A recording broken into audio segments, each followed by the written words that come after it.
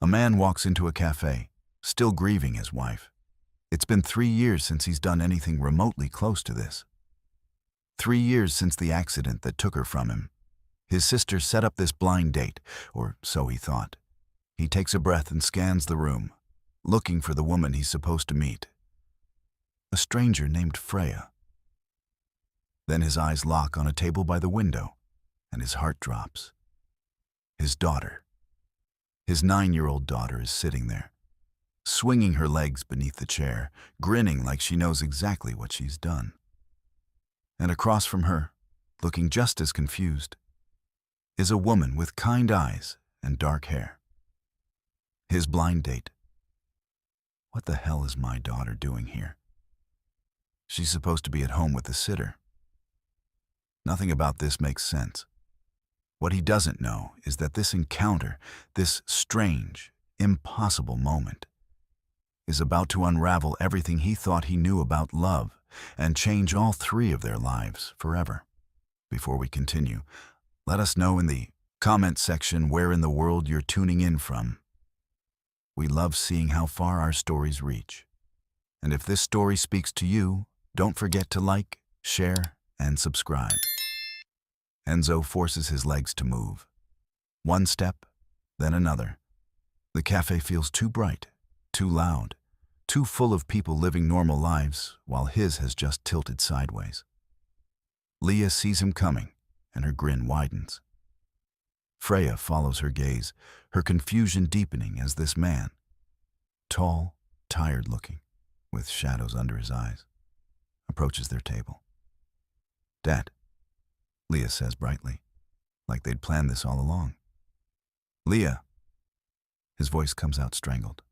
"What are you doing here?" "Surprise." She bounces in her seat. "I wanted to make sure you actually came." Freya's eyebrows shoot up. "Wait, this is your dad?" "Yeah," Leah beams. "Enzo, meet Freya. Freya, meet my dad." Enzo stares at his daughter, then at Freya, then back at Leah. You set this up?" "Uh-huh." Leah nods proudly. "Aunt Maria thinks she did, but I used her phone." "You've been sad for too long, Dad. Mom wouldn't want you to be sad forever." The mention of Esther hits him like a fist to the chest. He can't breathe, can't process this. His 9-year-old daughter catfished him into a blind date. Freya clears her throat softly. I'm really confused right now, but maybe you should sit down." Enzo doesn't know what else to do, so he sits. His hands are shaking. He shoves them under the table. "Leah," he says, trying to keep his voice steady. "This isn't okay. You can't just—" I know." Leah sighs dramatically. "But you kept saying no. And I saw Freya's profile on Aunt Maria's dating app. And she seemed really nice. And she likes soccer too, so I thought—" "You went through Maria's dating app?" "Just a little." Leah shrugs. "Anyway, I'm gonna go get a cookie. You two should talk." She hops off her chair before Enzo can stop her, skipping toward the counter like she hasn't just blown up his entire evening. Silence falls over. The table, heavy and awkward. Freya speaks first. "So, this is not how I imagined tonight going. Join the club." Enzo runs a hand through his hair. "I'm so sorry. I had no idea I thought my sister set this up. I didn't know Leah was involved. I didn't even know she knew what a dating app was." She's resourceful, I'll give her that. Freya's lips twitch into a small smile. And for what it's worth, she wrote a pretty convincing profile. Despite everything, Enzo almost laughs. Almost. "I should leave. This is insane. I should take her home and ground her until she's 30. "You could." Freya tilts her head. "Or you could stay. I mean, we're already here, and your daughter clearly went through a lot of trouble." Enzo looks at her, really looks at her for the first time. She has warm brown eyes and a kindness in her face that makes something in his chest loosen, just a little. She's not running? She's not angry. She's just here. I don't know what to say. He admits. Start with why you haven't dated in 3 years. The question is gentle, not pushy, but it still cuts deep. Enzo swallows hard. My wife, Esther. She died 3 years ago. Car accident. The words taste like ash. I asked her to pick up groceries that morning. She didn't want to go. Said we could order them online. But I insisted because I needed something for dinner that night, and he stops. His throat closes up. It was raining. He continues quietly. Roads were slick. A truck ran a red light, and she didn't make it. He looks down at his hands. If I hadn't asked her to go, if I'd just listened to her, it wasn't your fault. Freya's voice is soft but firm. Feels like it was. I know that feeling. Freya stares at her coffee cup. My fiancé, Jeremy, he went missing 2 years ago. Just vanished. Left for work one morning and never came home. No note, no explanation, no body. Enzo's head snaps up. They never found him? No. She shakes her head. Police investigated. Friends, family, everyone searched. It's like he disappeared into thin air. And the worst part is not knowing. Not knowing if he's alive, if he's hurt, if he left on purpose, if something terrible happened. Her voice cracks slightly. At least with death, there's closure. This is just waiting. Forever waiting. I'm sorry. And he means it. He can't imagine living in that kind of limbo. Me too. Freya meets his eyes. For you? For your daughter? Losing a mother at that age? She was 6 when it happened. Too young to really understand. But old enough to remember. Enzo glances toward the counter where Leah is chatting animatedly with the barista. She's the only reason I'm still functioning. Some days I don't want to get out of bed. But she needs me, so I do. She loves you. That's obvious. She thinks I need to move on. She keeps saying Esther would want me to be happy. He laughs bitterly. She's probably right. Esther would have kicked my ass by now for moping around. But I can't let go of the guilt. Guilt is easier than grief sometimes, Freya says quietly. If we're guilty, we have something to hold on to. Someone to blame, even if it's ourselves. Enzo stares at her. She gets it. She actually gets it. Is that what you're doing? He asks, holding on to guilt. Maybe. I keep thinking if I'd paid more attention that morning, if I'd noticed something was wrong, if I'd asked more questions. She trails off. But the truth is, I don't know what happened. And I might never know. So yeah, I'm stuck, just like you. They sit in that shared understanding for a moment. 2 broken people at a table in a cafe, brought together by a 9-year-old with too much determination and access to technology. Leah returns with a chocolate chip cookie the size of her face. So, are you guys friends now? Enzo and Freya exchange glances. Maybe, Freya says. Good. Leah takes a huge bite of cookie. Because I think you'd be good for each other. Leah, I'm just saying. She grins through a mouthful of chocolate. You both look less sad when you talk. Out of the mouths of babes. They stay another 20 minutes. The conversation flows easier now, lighter. They talk about small things, favorite movies, worst jobs, embarrassing moments. Leah interjects with stories about school and soccer and her best friend who eats ketchup on everything. When they finally stand to leave, Freya hesitates. This might be weird, but could I get your number? Your real number this time, not filtered through a 9-year-old mastermind. Enzo feels something flutter in his chest. Something he hasn't felt in 3 years. Something dangerous and terrifying, and maybe, just maybe, a little bit like hope. Yeah, yeah, okay. They exchange numbers. Their fingers brush as she hands his phone back, and the touch lingers longer than it should. Outside, under the glow of streetlights, Leah takes her father's hand. She's nice, right? She whispers. Yes, sweetheart. She's nice. Are you mad at me? Enzo looks down at his daughter, this fierce, loving, impossible child who refuses to let him drown in his grief. I should be. What you did was wrong. But I'm not. He squeezes her hand.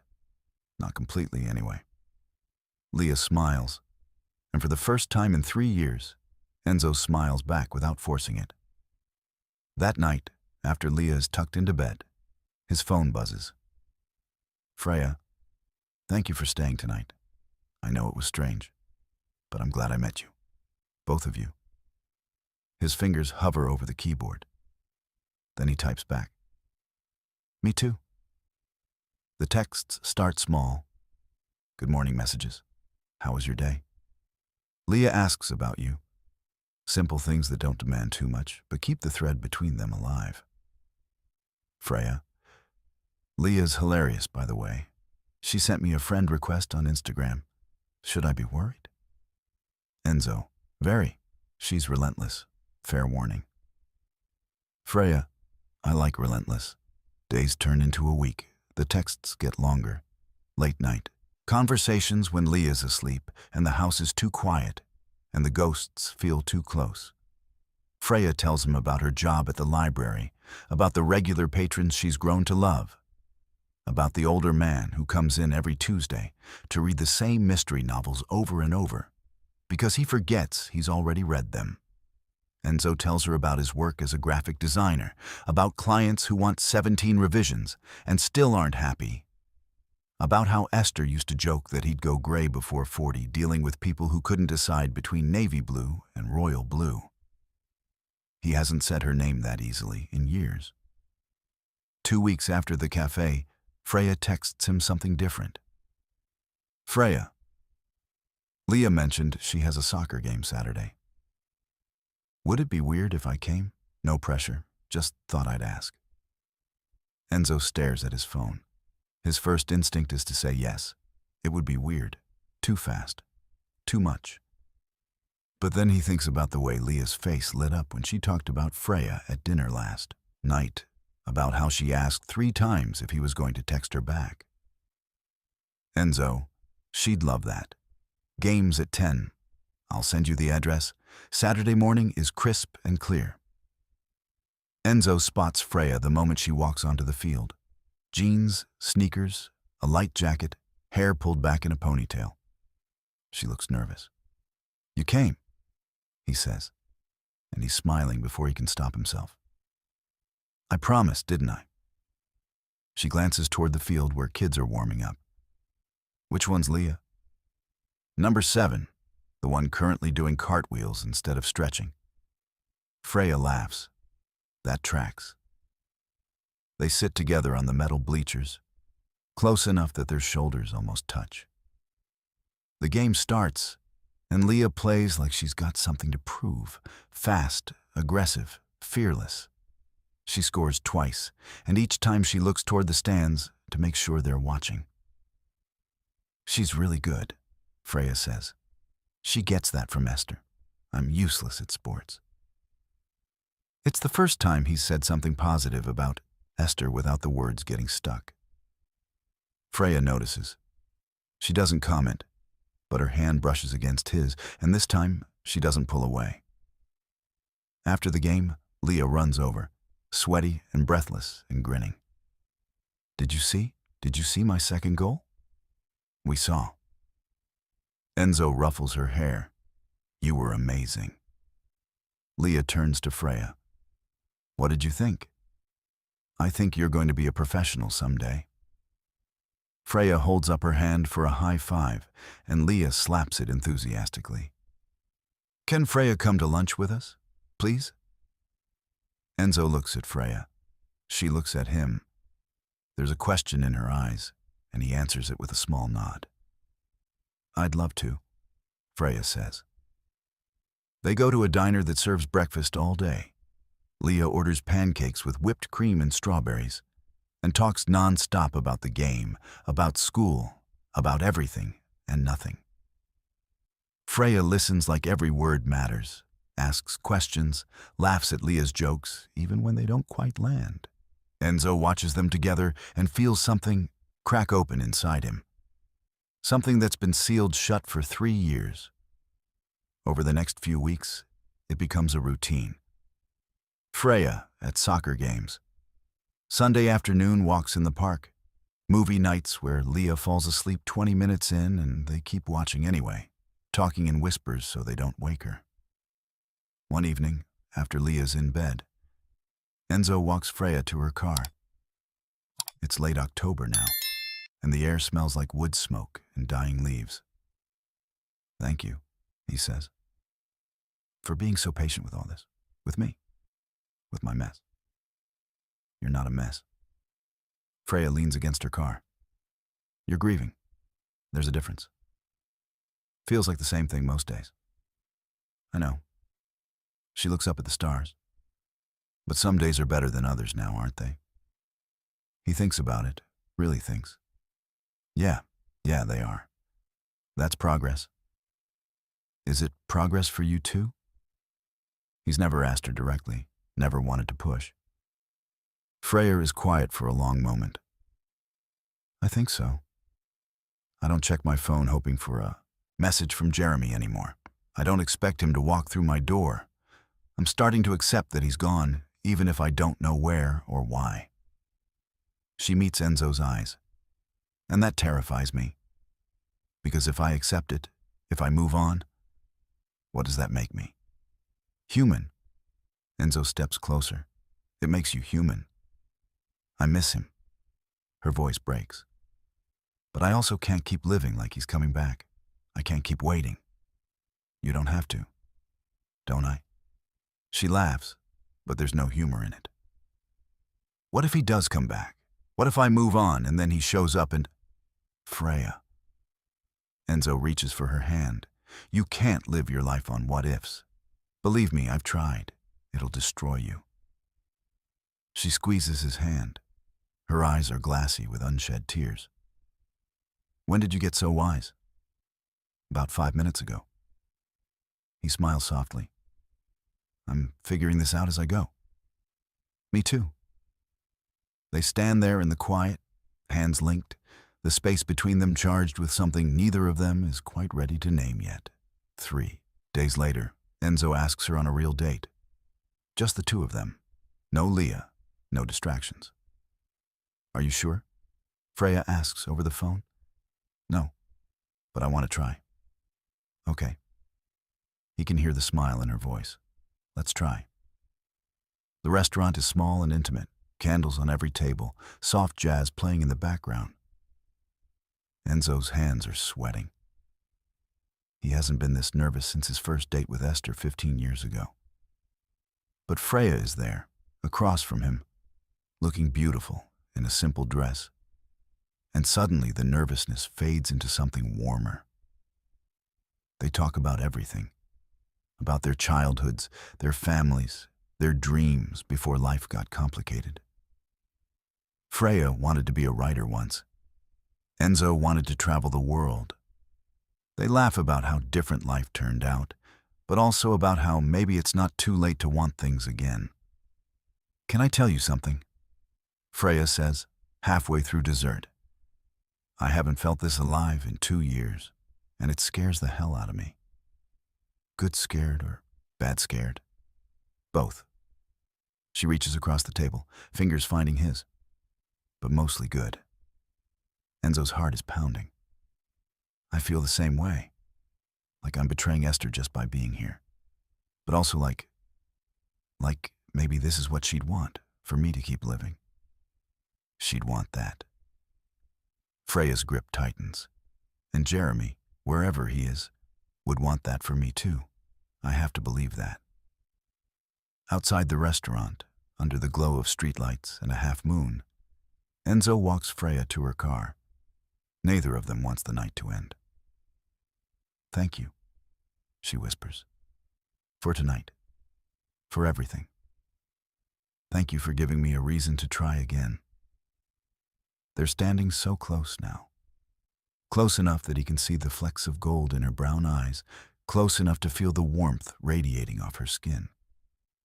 "Enzo," she breathes. And then he kisses her. It's soft and tentative, and tastes like wine and hope and second chances. When they pull apart, Freya's eyes are bright. "I love you." The words tumble out before Enzo can stop them. God, is it too soon to say that? Maybe it's too soon. I love you too. Freya's laughing and crying at the same time. "I love you too." They kiss again, longer this time, deeper, like they're making up for all the lost time and lonely nights and futures they thought they'd never have. That night, Freya drives home with a lightness in her chest she hasn't felt in years. She parks in her driveway, leans back in her seat, and just breathes. Really breathes. She's alive. She's in love. She's allowed to be happy. Inside her apartment, she changes into pajamas and climbs into bed, replaying the entire evening in her head. Enzo's smile, his kiss, the way he said, "I love you," like he was handing her his heart and trusting her not to break it. Her phone buzzes on the nightstand, probably Enzo saying goodnight. She picks it up, smiling before she even looks at the screen. But the message isn't from Enzo. Unknown number. 3 words that make her blood turn cold. "I miss you, Frey." Frey. Only one person ever called her that. Only one person shortened her name that exact way, with that exact spelling. Jeremy. Her hand starts shaking. The phone slips from her fingers onto the blanket. She stares at the message like it might disappear if she looks at it long enough. No, this isn't possible. Jeremy's been gone for 2 years. 2 years of silence. 2 years of searching and waiting, and finally starting to move on. It has to be a mistake. A cruel joke. Someone who got her number by accident. She deletes the message with trembling fingers, blocks the number, throws her phone onto the nightstand like it might burn her. But she can't unsee those words. "I miss you, Frey." And as she lies in the darkness, staring at the ceiling, her chest tight with something between hope and horror, one thought keeps circling through her mind. What if it's really him? Freya doesn't sleep. She lies in bed, staring at the ceiling, watching shadows shift across the walls as headlights pass outside. Every time she closes her eyes, she sees those 3 words. Every time her phone buzzes, her heart stops, but it doesn't buzz again. By morning, she's convinced herself it was nothing. A wrong number. Some kid pranking random people. A glitch. Anything except what her heart keeps whispering in the dark spaces of her mind. She showers, gets dressed, tries to act normal. Enzo texted her goodnight after she'd already deleted the message, and she'd forced herself to respond with a heart emoji, nothing more. She can't tell him. Not yet. Not when she doesn't even know what it means. Besides, they're supposed to meet today. He's taking her to this little bookstore he loves, the one Leah keeps talking about, that has a cat that sits in the window and judges customers. Freya needs normal. She needs to see Enzo's face and remember that last night was real, that what they have is real. She's pulling on her jacket when someone knocks on her door. It's too early for Enzo. They're not meeting for another hour. Freya opens the door, expecting a delivery or a neighbor or literally anyone else. Jeremy is standing there. The world tilts. Her knees buckle. She grabs the doorframe to keep from falling. He looks exactly the same. Same brown hair, same green eyes, same dimple in his left cheek when he smiles. He's thinner maybe, a little worn around the edges, but it's him. It's undeniably, impossibly him. Hi, Frey. His voice cracks. I missed you, baby. She can't speak, can't breathe, can't process what she's seeing. Can I come in? He shifts his weight nervously. I know this is a shock. I know I owe you explanations. I know. Where were you? The words rip out of her, raw and sharp. Where the hell were you? It's complicated. He runs a hand through his hair, and the gesture is so familiar, it makes her chest ache. Can we talk inside? Please? Freya's mind is screaming at her. Screaming to slam the door, to call the police, to call Enzo, to do anything except let this ghost from her past cross her threshold. But her body moves on autopilot, stepping aside, letting him in. Jeremy walks into her apartment like he still belongs there. He looks around, taking in the changes, the new couch, the different curtains, the photos on the wall that don't include him anymore. You redecorated, he says softly. You were gone for 2 years. Her voice is shaking. What did you expect? I know, and I'm sorry. Godfrey, I'm so sorry. He turns to face her, and there are tears in his eyes. I wanted to contact you. Every single day, I wanted to call, to text, to let you know I was okay. But I couldn't. Why not? I was in trouble. Bad trouble. I owed money to people you don't say no to. And they were going to hurt you to get to me. The words pour out fast, desperate. So I left. I disappeared to keep you safe. I've been working, saving, trying to pay off what I owed so I could come back. And I finally did it. I'm free. We're free. Freya's head is spinning. You're lying. I'm not. You left me. You let me think you were dead. You let me grieve for 2 years, and now you show up talking about debt and danger like that? Makes it okay? It doesn't make it okay. Jeremy steps closer. Nothing makes it okay, but I had no choice, Frey. If I'd stayed, they would have killed you. I left to save your life. Stop. She holds up a hand. Just stop. I can't do this right now. I love you. His voice breaks. I never stopped loving you. I thought about you every day. I dreamed about coming home to you. That's what kept me going. Tears stream down Freya's face. You don't get to do this. You don't get to walk back into my life and say you love me like nothing happened. I know it's not that simple. It's not simple at all. She's shouting now. Do you have any idea what you put me through? The police investigations, the search parties, the nights I stayed awake wondering if you were hurt, or dead, or if you'd left me on purpose. I mourned you, Jeremy. I buried you in my heart because I had no body to bury anywhere else. I'm sorry. He's crying too now. I'm so sorry. They stand there in her living room. Two people who once planned a future together, now strangers separated by an ocean of hurt. Freya's phone buzzes. She glances at it automatically. Enzo. On my way. Can't wait to see you. The text is like a bucket of ice water. Enzo. God. Enzo. You're seeing someone.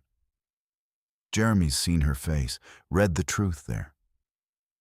That's none of your business. It is, if we're getting back together. We're not getting back together. The words explode out of her.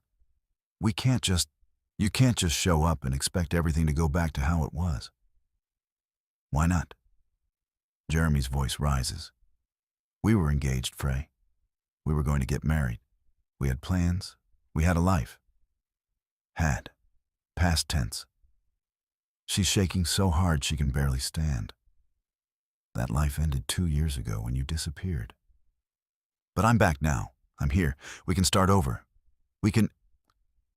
Another knock on the door. Freya's heart stops. No, not now. Please, not now. But she knows. She knows who it is before she even looks through the peephole. Enzo stands on her doorstep, holding a bouquet of sunflowers, her favorite, because she'd mentioned it once in passing, and he'd remembered. He's smiling, that soft smile that makes her feel safe and seen and whole. She opens the door slowly. "Hey," Enzo says. "I know I'm early, but I passed the flower shop and I thought..." He stops. His eyes move past her to Jeremy, standing in the middle of her living room. The smile dies on his face. "What's going on?" Freya can't find words, can't think, can't breathe. Jeremy steps forward. "Who are you?" Enzo looks at Freya, confusion and hurt dawning in his eyes. Who is this, Freya?" "This is Jeremy." The words taste like ash. "My fiancé." "Ex-fiancé," Enzo says. And it's not a question, it's a desperate hope. Freya can't answer because she doesn't know. Is Jeremy her ex? Can someone be your ex when they never officially ended things, when they just vanished, when you never got closure? "Not ex," Jeremy says firmly. "We never broke up. I just had to leave for a while."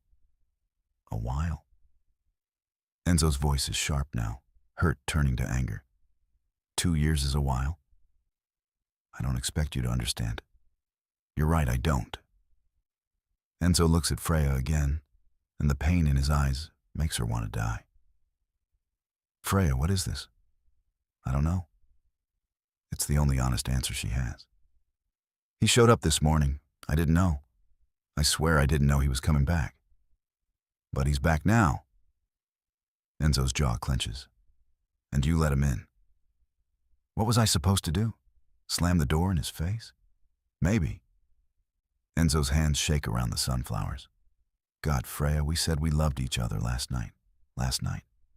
And now?" He looks at Jeremy, then back at her. "Is that what I am? A placeholder until he came back?" "No." The word tears out of her. "No, Enzo, it's not like that."